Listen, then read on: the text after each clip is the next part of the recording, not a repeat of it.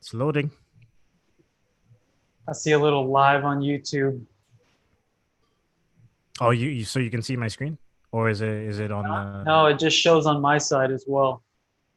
Oh, okay, it's just. I see a little Oh, live on oh YouTube. yeah, I see that. I see that. Ooh, there's a delay. Oh, so you can see my screen, Oh, I or can hear is it myself. on? No, it just shows on my side as well. Oh, this is Okay, it's weird. just. I see a little live on Oh YouTube. yeah, I see that. I'm gonna mute. I'm gonna mute that. I was like, you were talking, and then I was hearing you talk 5 seconds later.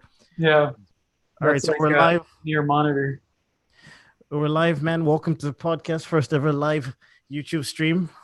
Yeah, Coming to I'm coming to you from BGC Manila in the KMC building on the 25th floor. It's a co-working space. There's a little bit of an event going on in the background, and I'm here interviewing one of my, I'd like to say one of my best friends. Is that a are we official like that, or I think we are. I'm overstepping? I would put you in the same category, Rico. Oh man, feel the love here. Luke Francis, you were in the first batch of interviews for this podcast. Yeah, Podcast, and that was a time when you just done your crowdfunding launch for these watches that I'm wearing right now. yeah, it's a lovely looking watch you're wearing. All right. So before we jump into the podcast, I feel like I'm putting on like a radio voice here. But before we jump into the podcast, I'm gonna play the intro music to the podcast. So bear with me. I don't want to be a product of my environment. I want my environment to be a product of me. Not as good as Joe Rogan.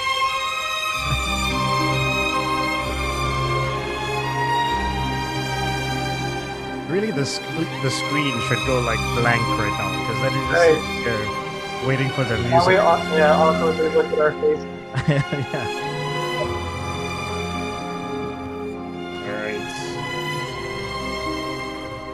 All right. I don't want to be a product. I think my microphone dropped out for a second there. All right, Luke, man. So like I said, you're in the first batch of podcasts. How does it feel to be back? It's been a solid 3-4 years. Yeah, I mean, oh, how times have changed, right? I mean, I think the first time I came on was very doughy-eyed, optimistic, newly successful in a crowdfunding campaign, and so it was very upbeat. And I'm not to say that this one's not going to be upbeat, but things changed a lot, and we can definitely talk about what happened after that, because that, as far as Made in China is concerned, that's kind of where history stopped for us. And we can talk about what happened after that, but it didn't continue in that same trajectory, which is kind of interesting to think about. That the first time I came on, like, things were looking amazing, and then shortly thereafter it took a different path. Yeah, and then I mean, eventually we ended up partnering on Enter China, right? Mm-hmm. Which was an interesting experience. Are we gonna talk about that? I don't think I've ever really gone deep into it in a public forum. I talked about it with Nick very briefly, but it was more just like matter of fact type of thing, right? With Zebra?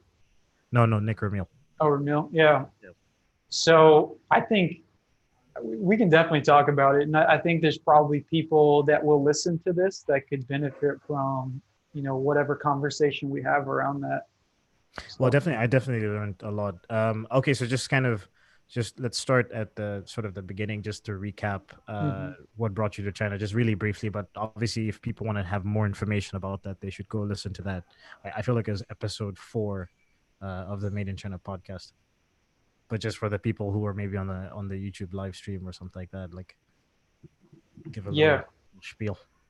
Sure. So I started a watch campaign on Indiegogo, the watch that Rico is repping right now. Man, I should have put mine on. I actually am wearing Garibaldi. We have 3 people watching right now. Oh, hey, what's up, people? Do we have names? No one's wrote a comment yet. I don't think you see them until they write a comment. Got it. Okay.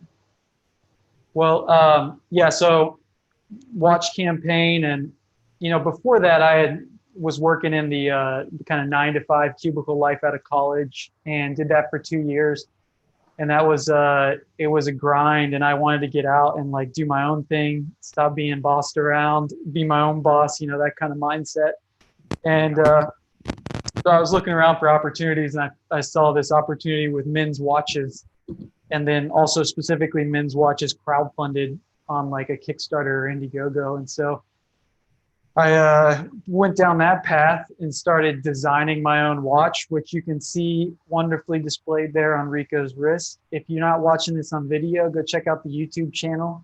You can see that beautiful watch. Yeah, I mean, I've worn it quite a few times on the YouTube channel. So it's like this is made from airplane grade aluminum. Right, airplane grade aluminum.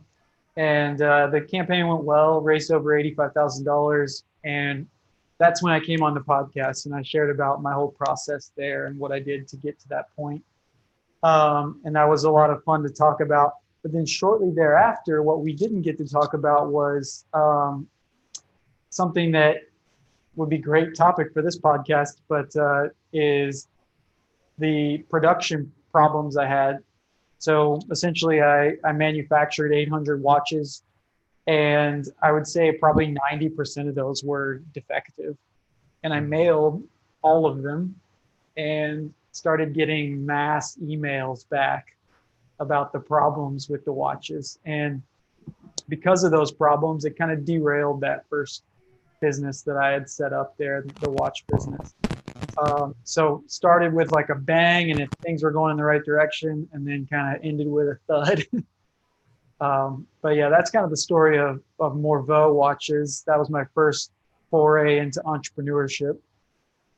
I think we'll revisit the sort of manufacturing issues a little bit later. But what about? And then the next thing was like we started working on Enter China together as a partner. So let's briefly touch on that before we do a deep dive later. Yeah. So shortly after Morveau was kind of going downhill, I got together with Rico and Nick and another friend of ours, Mike Michelini, who is Global from Asia podcast. And we got together and formed a partnership around Enter China, which is like a community of entrepreneurs doing business in China, manufacturing physical products. And that's kind of how I got introduced to China and even had kind of the understanding of where to start along my journey. And so joining in with these guys was a great opportunity to be able to take something that was very beneficial for me and present it to other people. Ultimately, after about a year, I want to say it was a year, maybe a year and a half, but I think probably more like a year. I stepped away from that partnership. It was just less than a year. It was about to be. Okay, yeah. Because if we stayed on for a year, then we would still have some percentage of ownership. Right. We do not have percentage of ownership. And so, yeah, so we stepped away, Rico and I, and and then I went on to do another partnership focusing on helping brands sell online, and majority of that was focused on Amazon FBA brands, but some bigger brands as well. With a fellow Enter China member. Ralph. Yeah, fellow Enter China member Ralph Schechteri from Germany. Mm-hmm. And we start. And by the way, did you meet Ralph at the Enter China events that I used to host? Yes, I met Ralph in Guangzhou, I think around the event that we put together to go to Canton Fair. The Canton Fair. That was the bigger, like, big EC meetup members type of thing. Yeah. Yeah. That's interesting. It's interesting how that works. Yeah. No. And honestly, like we just talked, and that was that.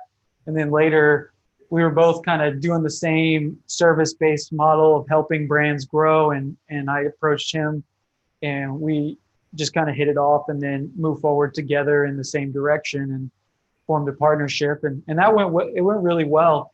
But recently we've decided to kind of actually at the beginning of this year, we decided to step away from that because as far as Amazon's concerned, the writing is kind of on the wall. Things are getting a little ridiculous, in my personal opinion, from on the Amazon side, making it hyper challenging, especially for new players in the Amazon game, but even for So existing ones. what do you mean? What do you mean specifically? You mean Amazon itself is making it more difficult for new players Yeah, to be successful on the platform? yeah. I mean, you could Can you give say, a few specific things that have right, changed? you could say that it's just become more competitive, but competition is always what's going to happen when a market is, ripe with profit. But so more people are coming in. That's step number one. But then step number two is Amazon is really cracking down on what they're allowing, and it seems quite arbitrary at times. And their support mechanism is really not solid towards Mm. helping sellers. Their primary goal is to help their customers, and they do a really good job at that. But in so doing, they're not taking care of their sellers very well. Um, And the support on the seller side is like, oh well, we'll give you a dedicated support person, but you got to pay that person's salary. yeah, well, if you sell enough, you get a dedicated support person. But even then, that's a whether or not they're actually going to help you with what you need is a mixed bag. Yeah. And then the kind of standard Amazon support is just that it's super standard. It's not very beneficial. Like you've got people that sometimes you wonder like, are you talking to a human being? So like yeah, things can go, and it's not just for like small private label sellers. One of our brands that we were working with was Procter and Gamble, and this is a multi-billion-dollar company, Mm. and they had the same issues that we were seeing on the private label side with support. Just like we couldn't get listings back up because of problems, and we would fix a problem, but then they would say it wasn't fixed, and we've fit everything within the guidelines, and yet support is not there to assist you with the moving forward. And so you've got some best-selling product that you can't keep selling as you're waiting for support to like kind of figure out their stuff on their end, and to help get the listing back up. So that can be incredibly frustrating, even for the small seller to the large seller. And then also, like, you probably see in the news, but Europe is challenging Amazon on antitrust grounds, and it's looking like the U.S. is going to go down the same route around the fact that they're selling their own private label products on their own platform, and Yeah. they're giving advertising and marketing preference to their products. Yeah. And we've seen this on listings that we were managing where Amazon would be the featured advertisement on our listing, even though we were paying for the advertising spots on our listing. So there's some fishy tactics going on there that you're not really sure if it's intentional or if it's just an oopsie on Amazon's part. And of course, that's what they're claiming. But yeah, it's just getting more challenging. So we stepped away from that, and now I'm at the current moment helping two brands to grow in their share of the market, become ubiquitous in their various fields. So, for instance, Ralph is one of my current clients, and I'm helping him with his Venturi brand of hiking socks. And you can go check it out on Indiegogo because we just finished. It raised $35,000, 177% of the goal amount there. I really was able to validate that there's a need for a new type of hiking sock, which is And I think exactly what we wanted to do. we helped source the samples on that. Yeah, Yeah. SFA for the win. Yeah. Um, just to let people know, we're filming a day in the life today. So if you see our marketing intern filming some B-roll around me, don't be surprised. And then there's an event going on behind us in the co-working space. Okay, so then also some other big changes in your personal life in the last couple years. Like where you're based now in Chiang Mai, but you spent quite a bit of time in Vietnam. Actually, I think after we sort of parted with EC, you decided to travel around China, which I think was your original goal when you first got to China, was to sort of go around the country and explore. Yeah, I've So always been fascinated by China. from there, yeah, So I wanted to travel. Actually, the first thing that got me fascinated in China, and I don't know if anybody has a kind of Sinophile interest, but uh, have you ever seen that movie Crouching Tiger, Hidden Dragon? oh, of course, it's a classic, man. Yeah, It's a dude. classic. I saw that as a kid, and I was like, I have to go to this country. Of course, when I showed up in 2009, it was nothing like that. but but I was still very interested, and that's actually what made me want to come back in 2014, Yeah, 15. So, but then I was kind of full on in the production mode for the watches. So it wasn't until after the kind of things crumbled on that side of things that I was able to get the freedom to travel around China like I initially wanted to. So I went out to Western China, checked out a bunch of the really cool cities out there and countryside areas, and yeah, had a blast. If you haven't traveled in China, you should definitely do it. Like if you're just visiting factories, I would recommend like scheduling a weekend away and to, go check out Western China. Yangshuo is one of Rico and I's favorite places to go for a yeah, little R&R. super easy to get to these places if you have like the C Trip app. You just book a high speed train like from Mhm. Guangzhou to Yangshuo. I think it's a 2 hour high speed train. You Yep. go out there, and it's also very very inexpensive. Like I think the train ticket itself is maybe like $30 or something like that, and then accommodation can go from $10 a night to hundreds depending on and even a $10 a night or $15-20 a night hostel is going to be a really nice place. Like Yeah. the one that you recommended to me, I think if you get the private room, which I got, I think it's like $20 a night or something like that. Super reasonable. You wake up with a view of these beautiful karst formations, like these Yeah, mountains that just come straight up out of the ground. yeah. So It's this is a live. So I don't know if I could. I don't know if I could actually do that. I could pull up the B-roll of Young Show and share my screen, but I don't know. We'll get into need a that. little bit more pre-planning for that. Gosh, I feel like I look like a Sith Lord right now. There's no light on my face. Oh, you're fine. You're fine.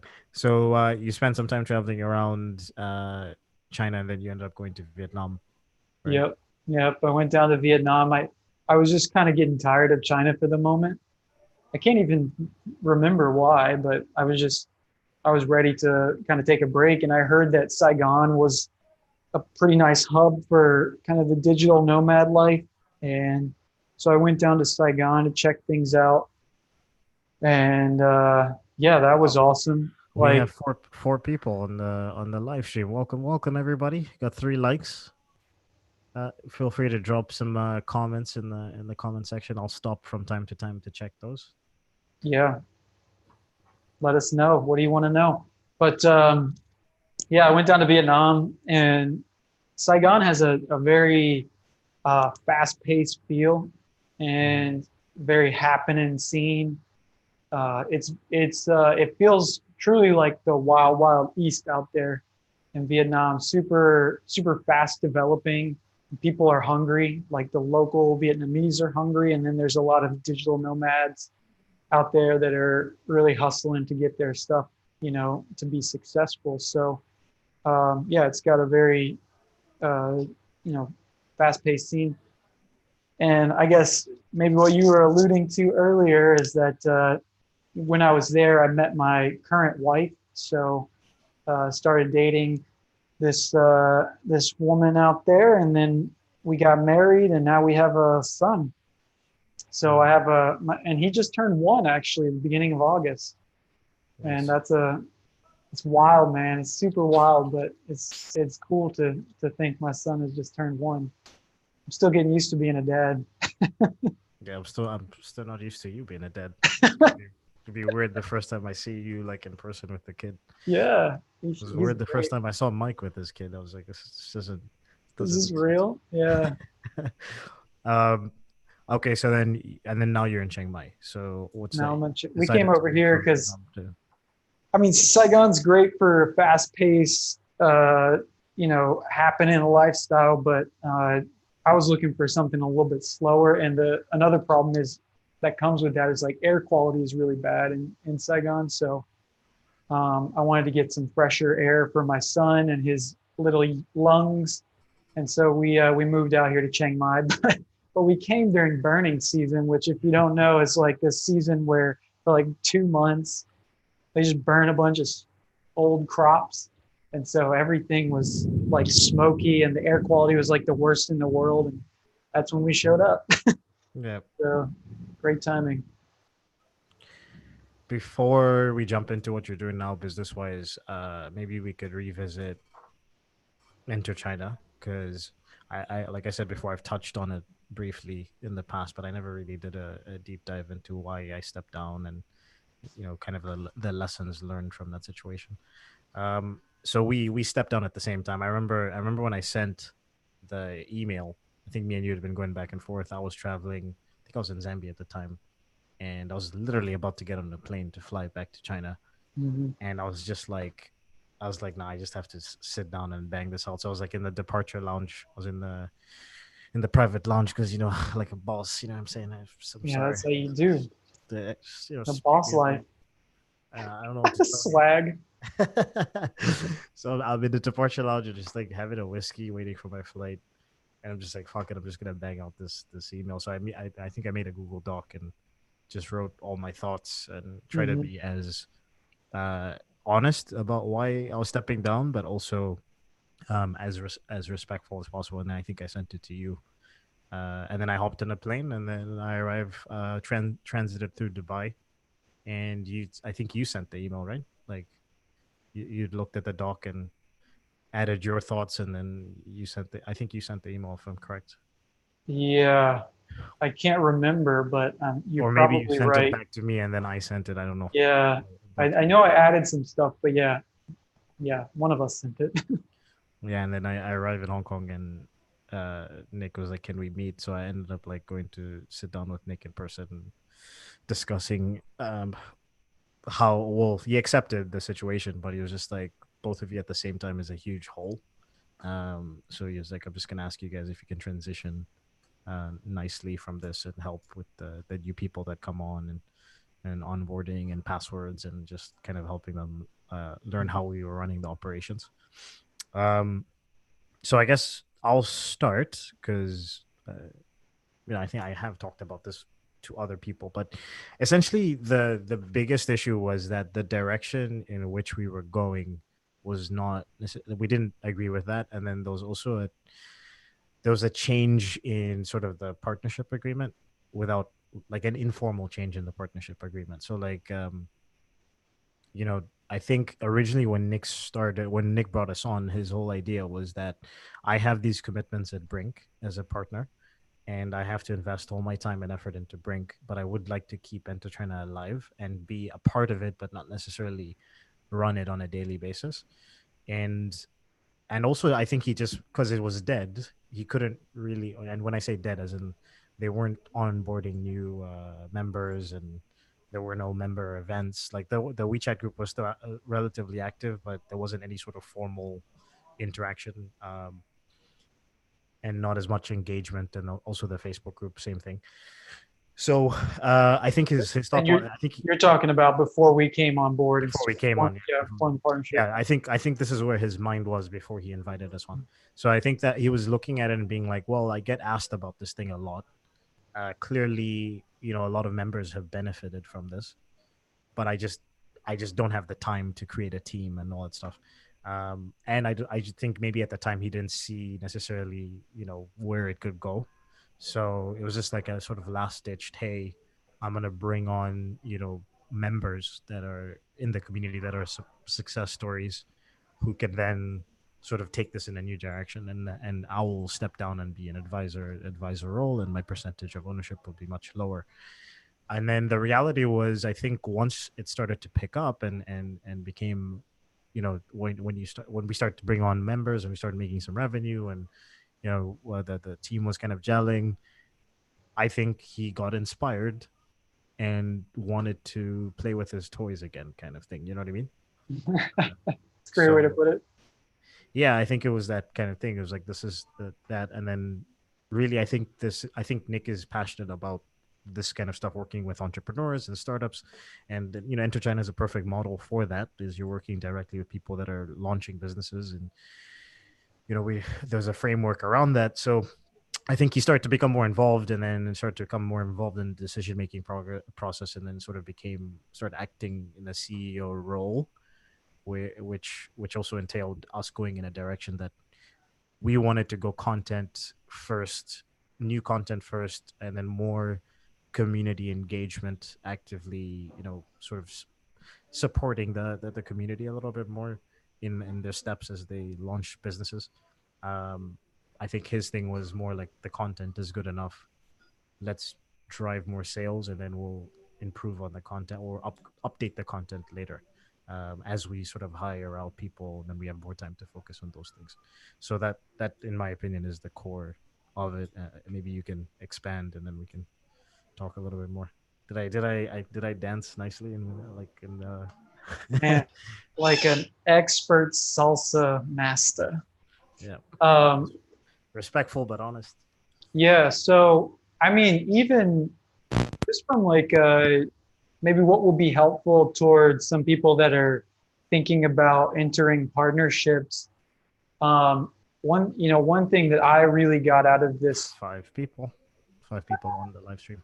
uh, one thing I really got out of this was that really considering who the personalities involved in the partnership, really considering what the motives are for everybody, where the level of commitment is, and where you sit, and being honest with yourself, and on, for me it was being honest with myself about where I sat with the whole thing as well.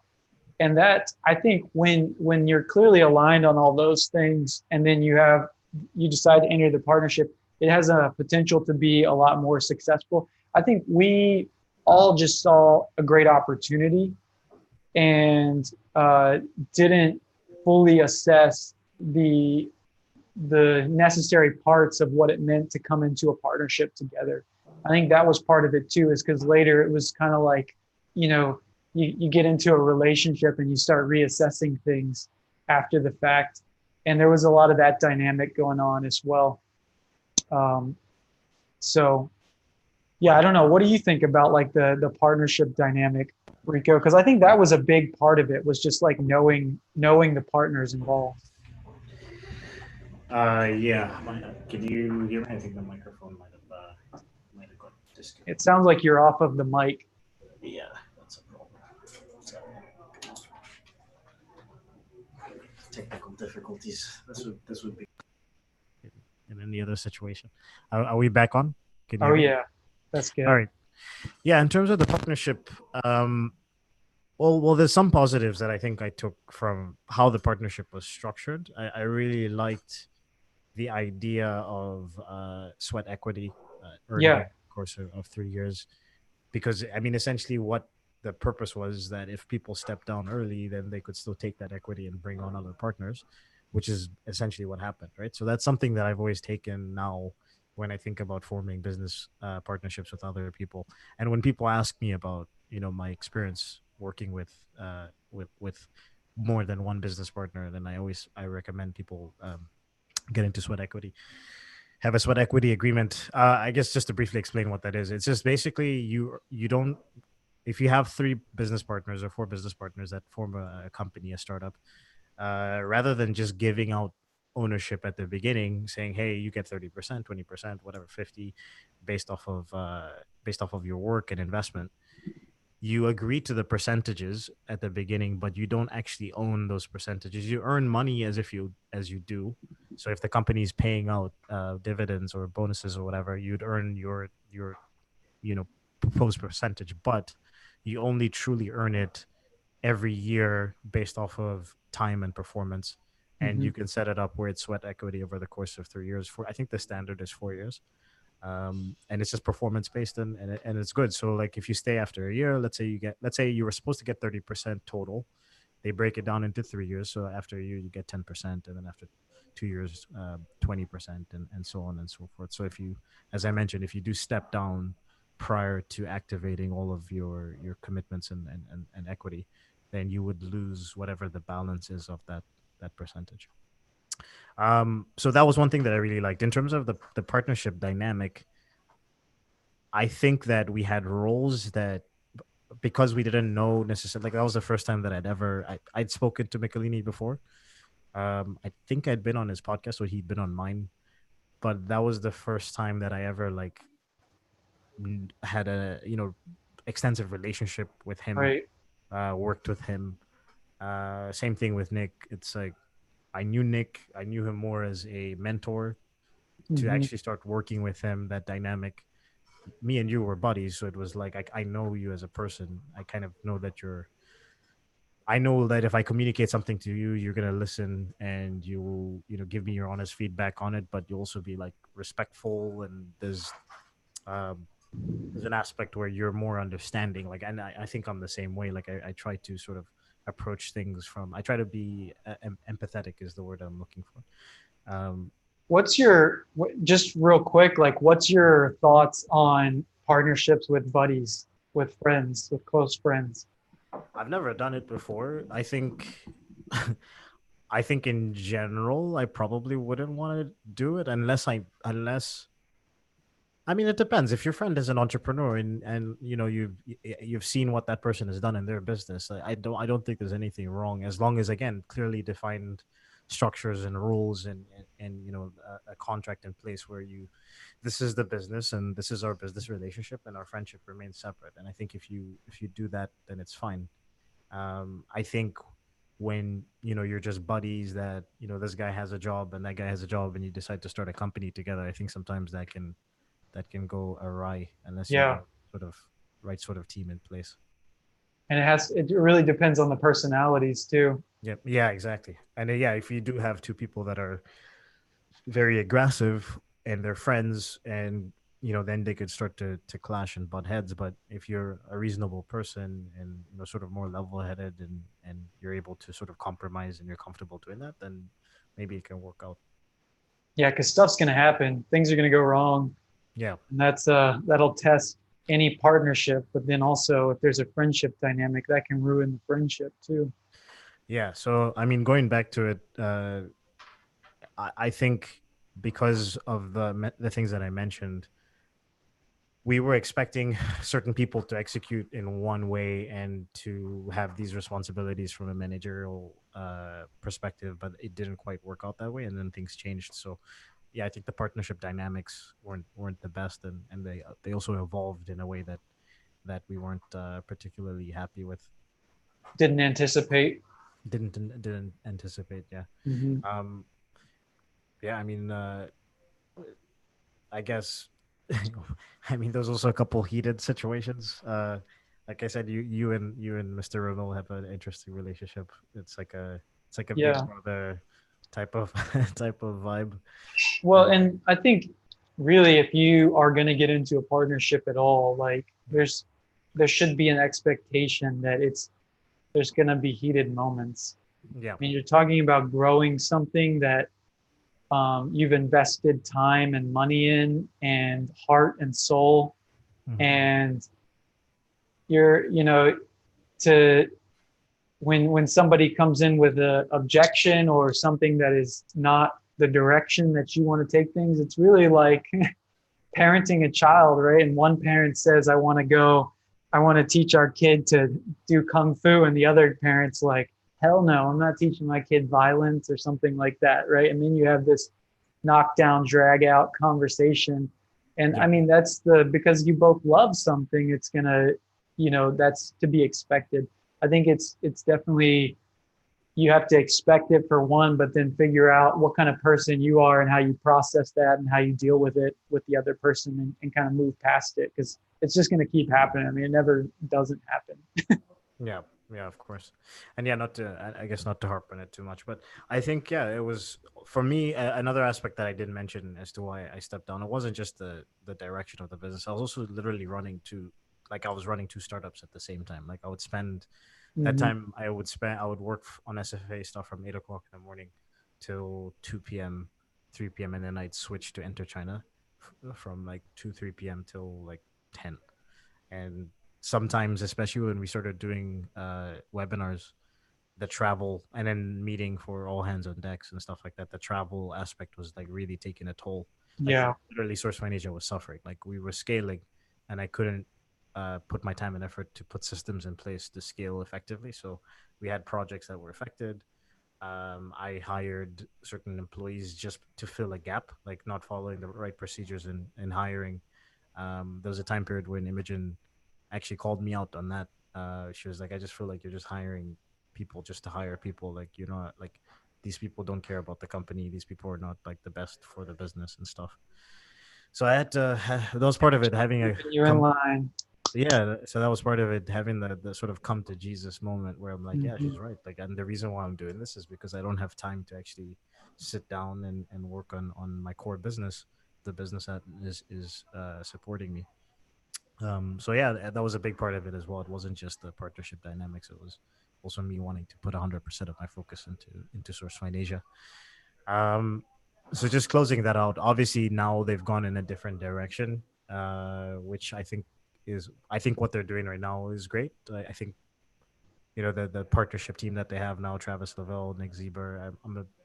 I really like Nick Zieber. Like I would consider him a good friend. I've slept at his place a couple times in Hong Kong, and yeah, they've built this now accelerate program that they sell, and it's pretty pricey. I know they wouldn't want me to mention specifically what it is because it changes and stuff. But it's sort of an A to Z on how to launch physical product business with a crowdfunding lean, which sort of leads me to what we were talking about before. You kind of, as a person that joined into China and launched your own crowdfunding campaign, you kind of using the blueprints and obviously sitting down with Nick and Tim, you kind of are part of what they use to build the accelerate program, right? Um, what do you think? You mentioned before you had a lot of issues with the manufacturing side of things. What are those specifics, and what did you learn from that? Yeah, I think so. It's it's something. Well, the Oh, first wait, thing. Luke. Sorry. Yeah. You can think about that question. I just want to answer one of. Oh, we have a couple questions in the comment section. Um, so Mekong Tropical Farm asks, are manufacturers in China beginning to move to other Asian countries like Vietnam and Thailand? So yes, but it's like a very specific type of manufacturer that's moving. So yeah, these factories are developing in places like Vietnam and Thailand and the Philippines, and a lot of times they're owned by Chinese manufacturers. Um, but it's mostly in the textiles space. It's a lot of the products that involve like manual labor, like literally somebody sitting down and sewing something, because the cost of labor is so much lower in these countries. Um, but the reality is that their MOQs, like if you were to make something in Vietnam or Thailand or the Philippines, let's say the MOQ in China would be 300 units. In these countries, the MOQ would be 20,000. Like they're just dealing on a much larger scale. So it's mostly large businesses that are able to leverage shifting to the surrounding countries. Of course, you can find some suppliers here that will do smaller things, but smaller orders. But again, it's like, where do you find them? Because you can search in Alibaba, but there's very few suppliers that are in the surrounding countries that are listed in Alibaba. So it's like the sourcing aspect, finding those factories is an issue, and then being able to actually, you know, match their minimum order quantities is an issue. So yeah, China's just figured out a lot of things in terms of logistics, how to effectively make a profit on a small order in a production line, um, how to systemize their operations and stuff like that, and use less manual labor, more machinery. These are things that these countries just don't have. They don't have that sort of infrastructure. You can ship something from Beijing to Guangzhou in a day and a half for $2. And just to give you some perspective on the distance, it's a 6 hour, it should be a 6 hour flight, I think, from Beijing to Guangzhou. Like that should be way more expensive. So hope that answers your question. Can I ask a clarifying question there? Sure. So I think a lot of people are worried about the tariffs with Oh the yeah. US right now. Yeah. And do you think that the cost of that comes, the extra cost that comes with not having the systems and the infrastructure in place in Vietnam and Thailand and Cambodia, uh, equals out the difference between the tariff cost and, you know, manufacturing in these other locations outside of China? I think it depends. I think it depends on a product to product basis, because there are certain products that haven't really been affected by the tariffs. There are products that are more high margin products where, you know, even with the tariffs, the people are still making a pretty decent profit, right? Mm-hmm. So I'll give you an example. Nick Neroff is one of my friends. He's been on the podcast a bunch of times.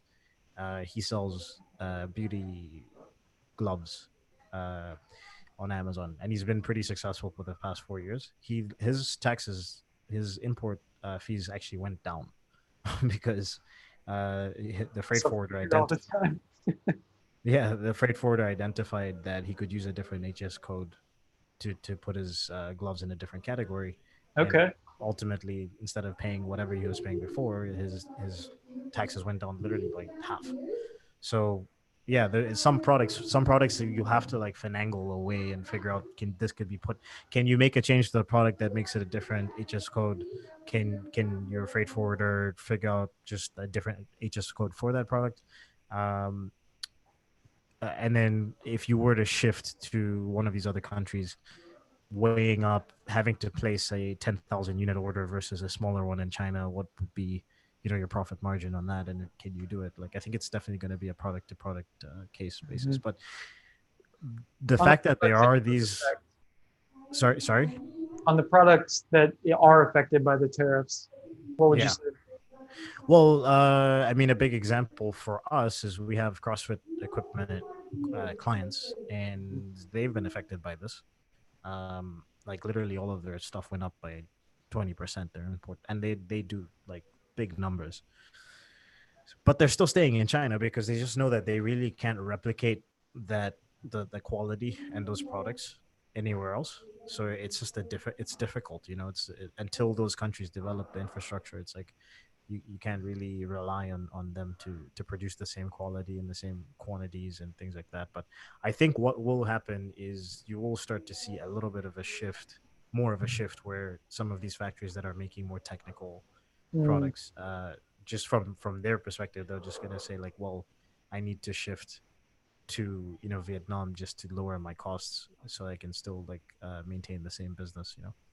yeah, because as a your the CrossFit client, as an established brand, they probably have a mentality that they can kind of wait it out, uh, and, you know, hopefully get sorted within the next year or Yeah. so.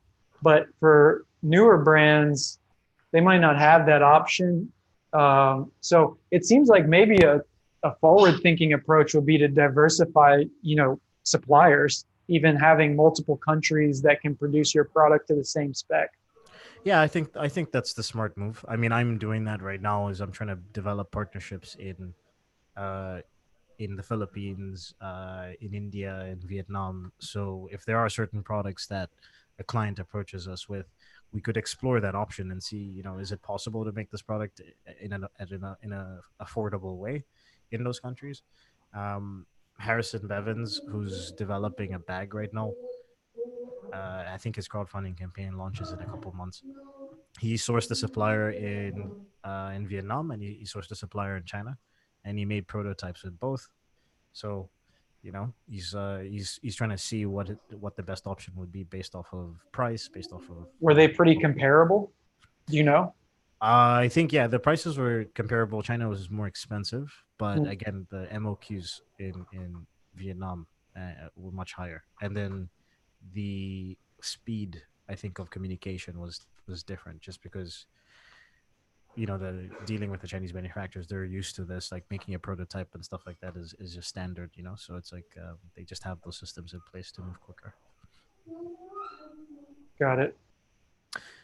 All right. Yeah. So do you remember the question I asked you before we went on a 10-minute diatribe about Uh, tariffs? I think it was like what made the difference, like what caused the problems for Morveau. Yeah, just getting into the specifics of the manufacturing issues that you had. Yeah. I think And really, what do you learn from that whole yeah, stuff? at the end of the day, the lesson that I learned was, you know, vet your factory really well. And if you don't know how to do that, you either have to learn or bring somebody on that already knows. And so I approached Source Find Asia late.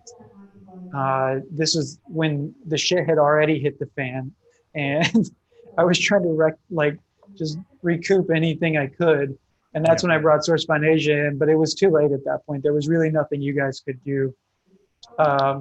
And if I had brought you guys on earlier, I think the most fundamental flaw from the very beginning was factory selection, like my partner selection. I think I chose the wrong partner for manufacturing, and if if there was a good system in place that I knew of at the time to select the right factory, that would have completely weeded them out from the very beginning stages. But since I didn't know that, I was working off of a referral, and I pretty much just took that as that referral as gold and just said, okay, whatever they say, I'll do that. And it didn't work out. And so specifically, I think another thing that I learned was I need to understand how my product comes together a lot better. So what ended up happening was I said, I want to figure out how to sell this product. Like that was the number one thing that you know, basically I'm marketing. Those guys are the product people, right? Like the factory will take care of product development. And so I figured out what the market wants and I figured out how to sell this to the market. But what I didn't learn was how to make a watch. And I ended up learning how to make a watch when I showed up on the factory floor. And I was like, okay, how does this thing work? And they're like walking me through the stages of watch production. And the reason I say that I should learn before I go to the factory is because basically if you don't have any knowledge ahead of time, you go in and whatever they tell you is right. That's how things are made. But if they're doing something wrong or if they're not doing something to the highest standard, then and you don't know how the product comes together independently of what they tell you, then you have no idea where potential flaws could be or potential problems could arise. Yeah. And that's exactly what happened to me. It looked like we were putting together a pretty sweet looking watch that functioned excellent. But then at the end of the day, 90% of the units broke. So, they look great, but they didn't function great. And the flaw, and just to get really technical, I mean, the flaw is as simple as how much pressure was applied to the glass when they pushed the glass onto the watch. And even like a bigger part of that flaw is like this part of the watch here, the case, and how thick it is, dependent on the size of the glass, gives you how much space you have between the glass and the face where your watch dials can tick, your watch hands can tick. And they didn't have enough space to tick. So after a while, they get stuck on the glass and then your watch doesn't tell time. And that's what it's for. So if it doesn't do that, people will, complain. And, if I had known that about this potential problem, I would have been able to solve that. Also, the reason I say the biggest problem was like who I selected is because when the shit hit the fan, if I had a good partner, good manufacturing partner, they would take ownership of the problems that they caused and then provide solutions. This manufacturer didn't even take ownership for their problems and then didn't provide any solutions. Basically, like, oops, sorry, and then left me with the bill.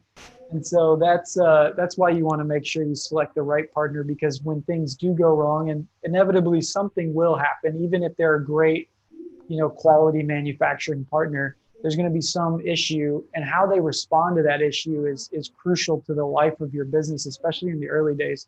So I think, yeah, 100% choose the right manufacturing partner. And if you don't know what that means, talk to Rico. Yeah, and I mean, just to give a few pointers. Actually, the funny thing is, I did a webinar presentation last week, Friday, and I used your situation as a case study. But no, I think it's important. Like even if you get a word of mouth introduction to a factory, I think it's still important to get multiple options. So when Mhm. Luke was talking about figuring out how the product works. So this is something I tell my employees all the time. Is like when we're doing research and we don't have that much experience with a specific product, feel free to burn through 3, 4, 5 factories, just asking them a shit ton of questions about how the product comes together and what the Mhm. materials are supposed to be. And then what you can do is gather that information and then go to the next factory, and now you come across as somebody who kind of understands how the product is made a little bit, and then the next factory is not going to take advantage of you.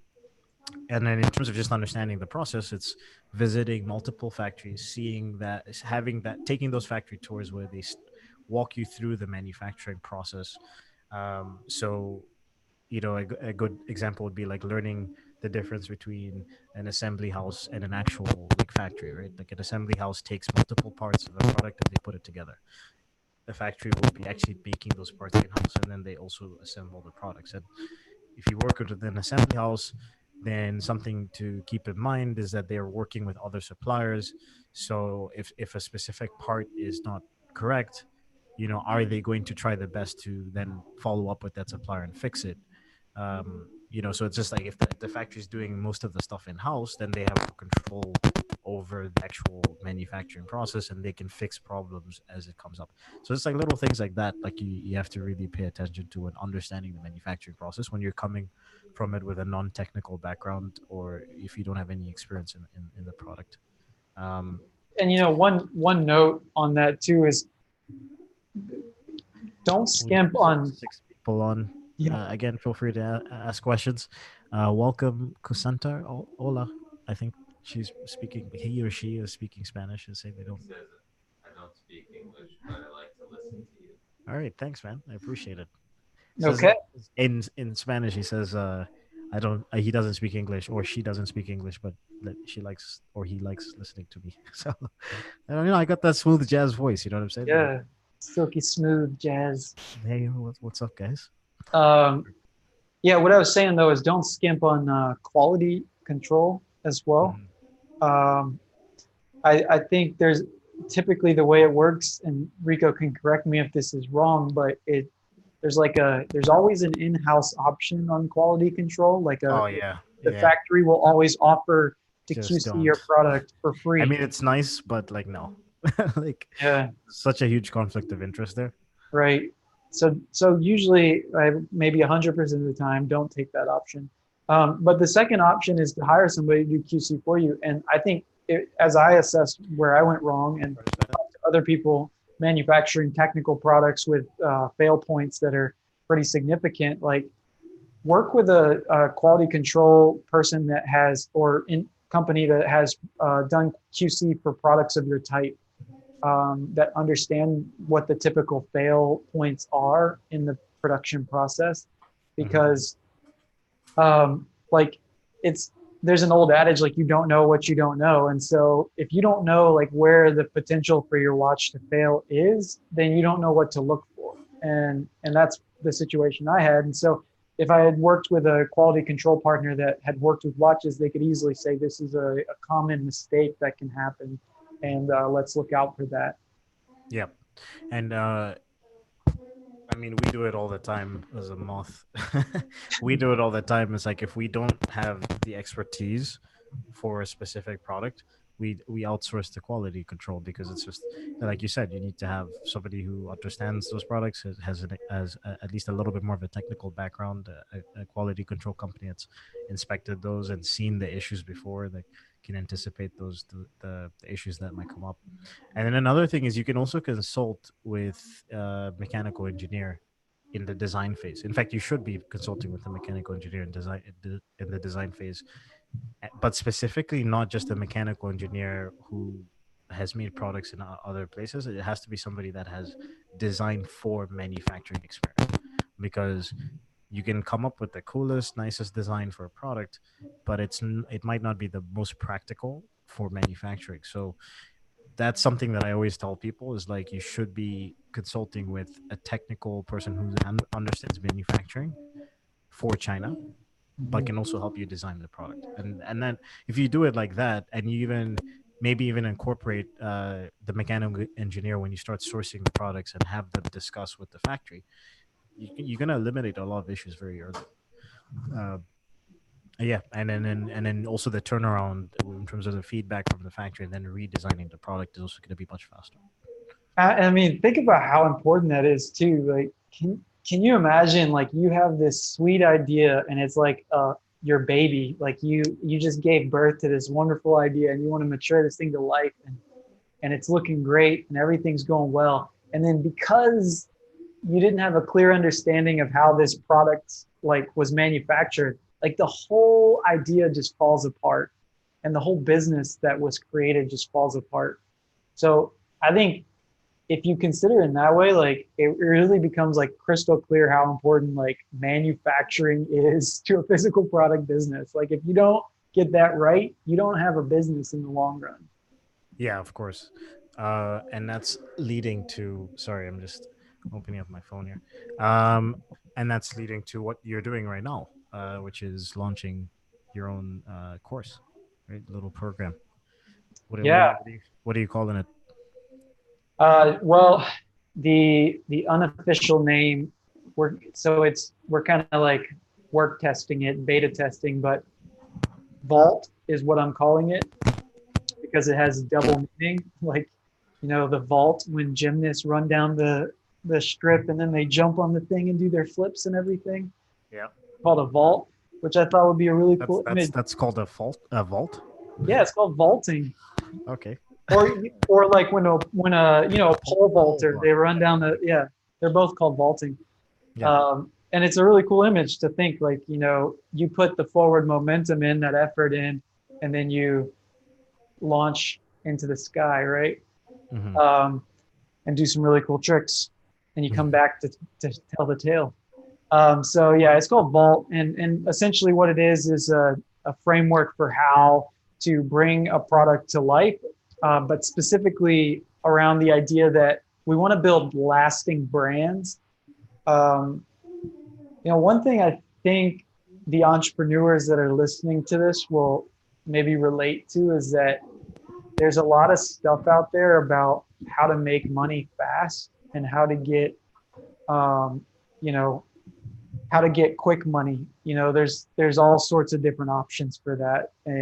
And that's typically like the trend that you see with online marketing, if that's what you want to call it, or this kind of like digital nomad scene. It's like travel the world and make as much money as possible, bro. And, so there's like this very crystallized dream of like making money that funds a lifestyle, but there's not a lot of substance around how that actually works out. And then if you do end up pursuing one of these kind of like fly by night business models, they typically a cash grab. And what I mean by a cash grab is you've set up a system to make some cash really quick, but not something that has legs to last the long run. So you can think of it in terms of like a business model that has a sprint, but not a marathon level to it. And, like drop shipping is a good example of this, or private labeling on Amazon FBA as well, where you're dependent on a platform. In the situation of Amazon, you can easily get kicked off. Or in the situation of drop shipping, you don't have brand control over the products that you create. You're just creating, like products that will sell basically. And so it's great to have products that sell, but if you want to be a real business owner, you've got to have a brand. And so, when I'm creating this program, this coaching program, it's all around helping people to think long term and how to develop a brand concept and idea. And then, solidifying that with a physical product. And what is that brand idea? And then what's the product that goes along with that idea? And, how does the market react to that? Making sure that there's actually a need for what you want to create, or there's a desire for it. And then also taking it to factories and making sure that it's possible to create your dream. Because again, like we were just talking about, if you go down this path of like, you have a dream, and then it all comes crumbling down because you didn't do the kind of vetting at the beginning to make sure it was all possible, then that would be a terrible tragedy. And so really helping to prevent that as well. And then of course launching and then pivoting into early brand growth and beyond. And again, the focus being on keeping a brand that's you can be proud of, a year, 3 years, 5 years from now, and not just something that, grandma asks at the Thanksgiving dinner table, how's that business going? And you're like, oh, I'm not doing that anymore. Like we want it to be around. Yeah. Yeah, before we dive a little bit deeper into the program, we have another question again from Mekong Tropical Farm, which is also like, where are you? Where are you located? Like, he or she is asking some solid questions. Is Guangzhou generally the best place to have clothing, specifically skirts, manufactured in China? Yeah, Guangzhou in terms of textiles in China, Guangzhou is probably the best place. Um, so I mean, the simple answer is yes. I think when it comes to textiles, it's not going to be the cheapest, but you will be getting a high quality product, and you will be able to leverage getting lower MOQs for those skirts, and then also relatively they'll have a wide selection of designs, and there'll be a lot of manufacturers to choose from. So I definitely think you should check out Guangzhou for that. You can go to, if you physically fly to China, you can go to the markets and like walk around in one day and source 50 different suppliers for the skirts. Is this person's handle Mekong Tropical Farm? Yeah, Mekong Tropical Farm, I wonder, Australia. Hey, Australia. Oh, okay. Australia in the house. I was thinking Mekong River, like Vietnam. Maybe it is. Who knows? Uh, Maybe they traveled to Vietnam. All right, Mekong, keep up the questions if you Yeah. have any more. I really What's the appreciate the connection to engagement. Mekong? I'm curious. It is based on the Vietnam River. Okay. Yeah, look at that. Nice. Well, Look if at you're that. ever in Saigon, hit me up. Look at that synergy right there. You got the Yeah. only on the Made in China podcast, folks. Yeah. Making stuff happen, making connections live. So going back to the program, can you talk a little bit more about the specifics of how how it's structured, how you teach the people? It's sort of a combination of coaching and lesson plans, right? Yeah. So yeah, and it's very much in beta right now. So I just opened up the site where people can sign up. So if you're interested, you can always go over to my site. It's lukefrancis.me. But essentially, what it is, Can you type the site into the chat? yeah. Thanks, Can man. you lukefrancis.me? Can you type it into the chat, in the live chat? Yeah. And that's to that point, I'm looking for. Okay. Yeah, sorry about this. This is the behind the scenes that you guys don't see. Like if this was not This live, is recorded. We'd splice all this together. It would this would sound be cut. super This would be slow. cut out. Like Yeah. if this is the first time that you're listening to me on a podcast, it's not. It's not. It's raw. Like we try to be as, like I don't really cut out things that we talk about. We just cut out like little sides and things like that that are just not relevant. But right. So yeah, you can continue. Yeah. So basically, what I'm doing is taking the distillation of everything that I've,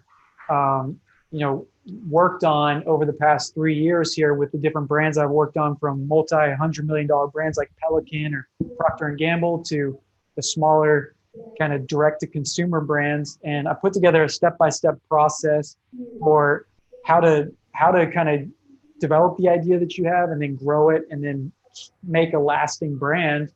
And that looks like the process, the framework with actionable coaching. And so the way it works out, it's a 3-month process that'll take you from ideation all the way through to pivoting to ongoing brand growth, with a heavy focus on lasting brands. And I keep saying that over and over again because I'm not looking to work with people that are they just want product opportunities. But if you have an idea that you want to be working on 5 years from now, then we're a really strong fit. And to that point, I'm looking for 5 beta coaching clients to get this thing kicked off the ground. So that's kind of the framework for how it's going to be set up. And like I said, I just got the website live a couple days ago, and you can go check it out, sign up for the email list, and you'll kind of get in the funnel there. And, we can talk from that point. What would you say are the main differences between your sort of your program versus some of the other ones that are out there? Yeah, I think a lot of programs are heavily focused on launch, and I think like in some sense it's what you can market easily. When I started thinking about how I wanted to market this, it's easy to say like go make $100,000 on Indiegogo or Kickstarter, or launch your brand to thousands of customers. And that's something that's really sexy to market. So a lot of brands are focused on the launch phase, or a lot of other courses or programs out there are focused on the launch phase. But the problem with that is it makes the program content heavily focused on a single product, and making like just kind of trying to make a product profitable one time, rather than thinking of the longevity of how to build a voice around a brand that you can keep building new product lines on top of.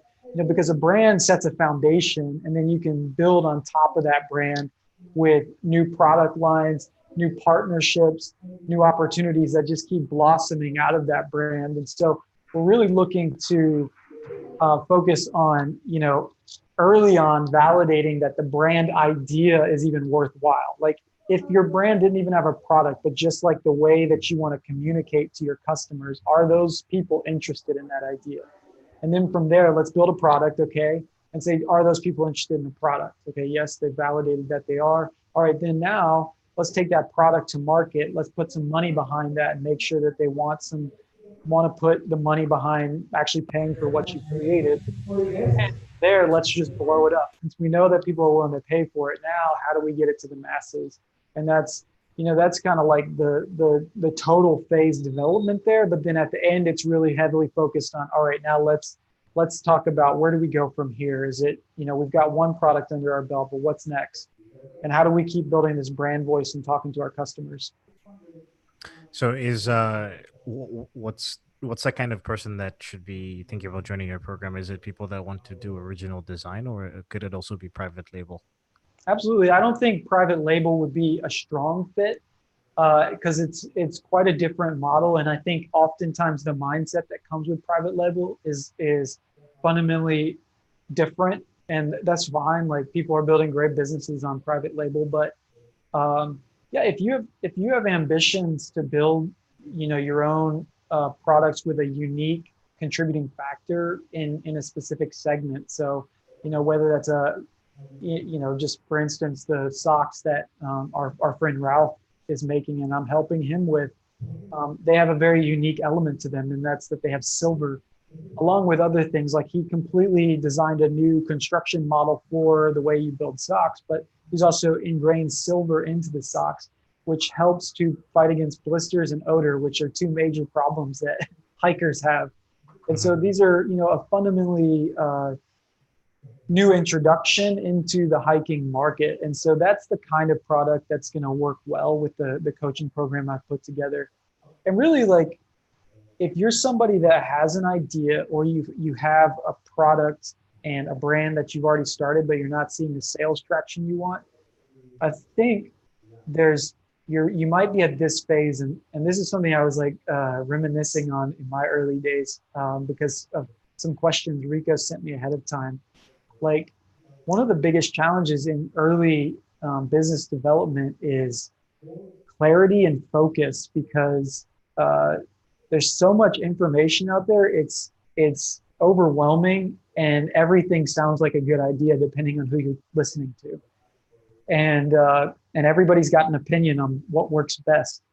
And so you start pursuing so many different avenues for growth, or like, maybe I shouldn't do this business model, maybe I should do that. And what I found works really extremely well is having like a single direction and a single source of truth. So a single direction is just being sure about what you're doing and how you're going to get there. And then a single source of truth is like, who you go to or the source of the information you go to on how you're going to execute on the direction you want to go in. And not really straying from that, because like the more that you listen to more voices, oftentimes you'll get completely torn on what approach you should take. And but yeah, if you can focus and keep that clarity as an early entrepreneur, like that's where things start to go uphill really fast. One of the things you mentioned as well is that you want to have a more, I guess, because of your experience with the manufacturing side of things, you want to put a more heavy emphasis on understanding Yeah, manufacturing. yeah, I think you kind of touched on that briefly before, but yeah. I mean, it's absolutely crucial. Like a lot of, if you're talking about other programs, and I can't speak for all programs, and I'm sure they're great, but for the one that I'm developing, um, I know that we don't want to just put an emphasis on can you market, can you sell, because the answer to that is like, yes, you can learn that and you can get really great at that, and that's something that I can help you with really well too. But the other aspect to selling a product is actually having a product that works in the way that you've marketed it. And if you don't deliver on what you've marketed, then you don't have a business, like I've said 3 times so far on this podcast alone. And so if you're in the business of building a lasting brand, then we also need to make sure that you're in the business of building a quality product. And so there's going to be heavy emphasis on making sure that you're validating not only the product, but also validating that your manufacturing supplier can create what you've designed. Because if they can't, you got to go back to the drawing board. so I think 2 questions people might be asking is like, okay, so if I'm coming on as a beta tester, what would be the benefit of that versus me waiting, a little while until you've sort of established the program? And then the second question, I'm sure, is people will be wondering about money. Yeah, well, that would be the first benefit. it'll be it'll be substantially less than it will be, but realistically, the program is already there. The coaching is already there. What it's going to look like is already there. It's just a matter of implementing it and having those first early beta testers in to be the first ones putting their hands up saying, you know what, I want to take my idea to the next level. I want to make it a reality, or I want to take my brand and actually skyrocket to success and not just something that, was an idea and I tried and it didn't work out. And so, if that's where you sit, then this is a great opportunity for getting in now. Now, like I said, major benefit, the cost is substantially lower for early actors. Anybody that comes later is going to, if you're an early actor, they're benefiting from what we did together. And so they're going to have to pay more for what we learned together. That makes sense. Is there anything else that you wanted to sort of touch on with regards to the course? Yeah, I mean, just check it out, lukefrancis.me. Like, one other thing, like I will say, is it's not a course. So I want to stray away from using the terms because I'm heavily involved. Like, send me an email. It's more of a coaching program. Yeah, that's why I say coaching. Send me an email, vault@lukefrancis.me, VAULT. And let's start a conversation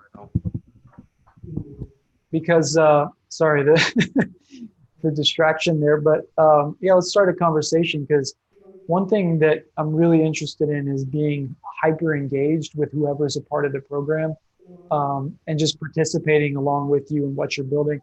And the reason I say coaching is because it's super important that you put in the work to build the brand that you want to have around in 5-10 years from now that you're super proud of, as opposed to if you've got the money, hiring on somebody else to do the marketing for you and hiring on somebody else to do every part of the business for you.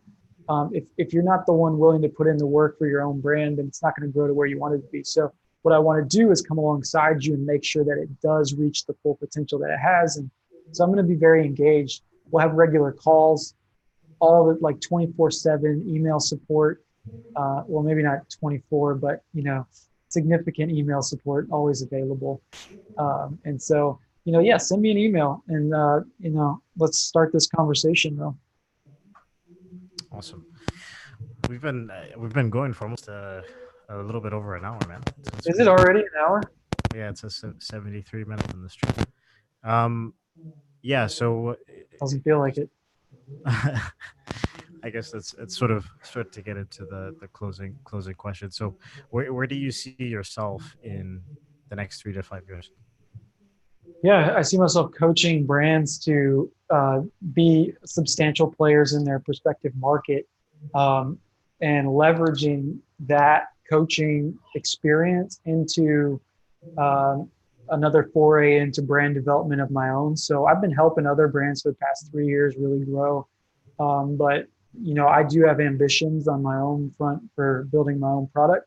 But I've got a timeline on that. So in 5 years from now, I think we could be having another interview, Rico, where I'll be introducing a product to market in a big way. Nice. I guess what is the smallest thing you've done that's brought you the largest results in your life and business? Yeah, I think showing up and shaking hands, meeting people, just not being afraid. And I don't know, some people might listen to that and say, like, I mean, that's terrifying. Like, if you're an introvert, that sounds terrible. But to me, it's a small thing because I'm fairly extroverted. But just meeting people, like every major um, success or thing that's benefited me in my life has come on the back end of a connection that I've had. And they're not always the same connections that lead to, great kind of serendipities, but new connections lead to new opportunities. And so I don't know that it's like the simplest thing. You just have to go meet people, look online at Facebook groups, say who's in my city, or even just start Facebook chats. But like that literally has changed my life. I wouldn't be doing anything that I'm doing right now, even interviewing with you, Rico, if it wasn't for meeting the right people. Nice. What are 3 books, podcasts, or blogs you'd recommend people check out if they wanted to understand you better? Well, obviously made in China, but there's a book called Why We Sleep by Matthew Walker that I really got a lot of benefit out of. I've been in insomnia ever since I started my entrepreneurial journey, and I think it's just because it's a high stress thing to be an entrepreneur, and so I've had trouble sleeping, and I got this book to really understand like what could be the triggers for that and how I could overcome that. And I will say this, like outside of maybe the networking and meeting people, like learning how to sleep has significantly impacted my output, how much I can do on a daily basis, the quality of that output, and then just my general success overall. Directly, like it's really hard to see any bigger correlation than to like when I learned how to sleep well, like 8 hours solid every night. That just really helped me significantly. So I would say Why We Sleep. Check it out, Matthew Walker. He's a doctor of sleep science, and excellent book. It reads super simple. It's not like like a textbook or anything. Other books, I don't know. I've been reading I've been trying to focus on getting it direct from the source and not trying to get information from like gurus or people like that are doing profiles of successful people. But I do like to read biographies. Like I'm listening to the Steve Jobs biography right now by Walter Isaacson. I like the Rockefeller biography, Titan. Love that biography. And that one's by Ron Chernow, if you are interested in that one. But and then the video, like I don't know about podcasts and blogs, but something that I've been doing a lot recently is figuring out like who are the big players in the industries that I'm in. So for instance, for like socks, like Patagonia or Everlane or Mac Weldon, and figuring out these companies that have kind of made it in the digital space, like really selling well online, and knowing who their CEOs are, and then going and listening to all the interviews that the CEOs do, and just really getting all the wisdom that they've had for the past, 2 to 5 years or 10 years growing their business to the point that it is, because there's so much value in especially for early stage entrepreneurs and saying, okay, like this business is doing what I want to do. And like, how did they get there? Because they started where I started. They started with an idea that kind of maybe felt like a fraud, like a fake. Like, I am I a real businessman here? Like, this is just like a fun idea I have. To like now it's a significant business. Like in the case of Mack Weldon getting acquired, or Bonobos, the pants company got acquired by Walmart for $360 million, or Dollar Shave Club for $1 billion by Unilever. Like these direct-to-consumer brands that just started 7 to 10 years ago are massive companies, and it was just a dream at one point. So, I'm listening to those CEOs going through all their YouTube content and just saying, like, what are they saying? Because there's a lot of people talking about how to grow or how to do growth hack, but like these guys actually did it, and I want to know what they did. There's a question for you about your program, but just before I tell you that, just to add to that, there's a podcast I started listening to recently. I was recommended to me by Carl, our buddy Carl. It's called How I Built This, by, I think the guy's name is Guy Rich or something, but it's that he interviews the CEOs of these large corporations. So he interviewed the guys from Dollar Shave Club, he interviewed the guy from Bonobos, Squarespace, Instagram. There's a bunch, all of the CEOs of these companies that started 2, 3, 4, 5 years, 10 years ago, that have become unicorns, or hundreds of sold for hundreds of millions of dollars. So I definitely think it's a great resource, hearing directly from these. You say it's called How I Built This? How I Built This, yeah. Nice. I'll have to check that out. So Mekong Tropical Farm asks, are you coaching people to sell on a certain platform like Amazon or eBay, etc., or are you coaching people to create their own website? And then the follow up to that is, and also, does your coaching also focus on logistics, shipping for first time importers like myself? Yeah. So the second part, absolutely yes. It's a must. Like you have to figure out logistics partners and manufacturing partners if you want to successfully deliver on what you just marketed. And so that's 100% a part of the coaching program. As far as the platforms, the major focus, again, for the fifth time, is brand. And so you have to have ownership of every aspect of your brand, which includes where you're marketing and selling it. So the heavy emphasis is on your own website. But then you have these wonderful other channels like Amazon, like a Walmart.com, Jet.com, eBay, brick and mortar even, that you can go to and sell. But primarily you want to have control over where you're selling. On Amazon, you don't have control. No matter what anybody tells you, you really don't have any control. Walmart's the same, Jet's the same. So you want to keep as much control as possible over your customers and over their experience and over the feedback loop that you hear from your customers. And the best way to do that is to be able to sell your own brand on your own site. But then, of course, you want to take advantage of any other channels that will allow you to sell your brand as well. Awesome. Guys, yeah, we're closing out. So if any of you guys that are on the live stream have any questions you'd want Luke to answer, let us know. Bring them on. Yeah, and if there's any questions afterwards, like you can, anybody can email me, of course, and I'll respond. I love replying to emails. Never thought I'd say that. But send me an email, and then vault@lukefrancis.me. And then also, if you have any questions, like I guess I can go in the YouTube comments, right? Product of my environment. Yeah, you definitely can. I want my...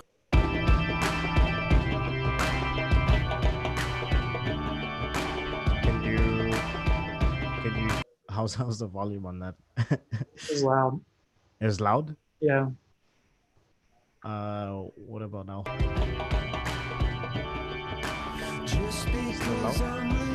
Still loud.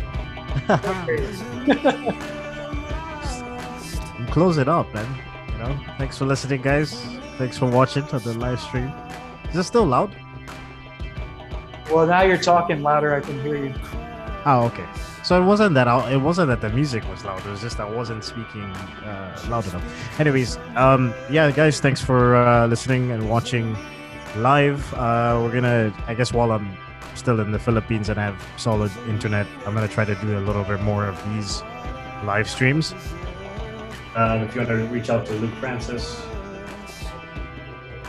If you want to reach out to Luke Francis, that is lukefrancis.me or vault at lukefrancis.me. Mekong Tropical Farm, thank you for being a supporter of the channel. And if you want to reach out to us, and you're going to check out the show notes when we officially release this episode, that's sourcefineasia.com/made in China. And you want to reach out to us as podcast@sourcefineasia.com. See you guys next week. Peace.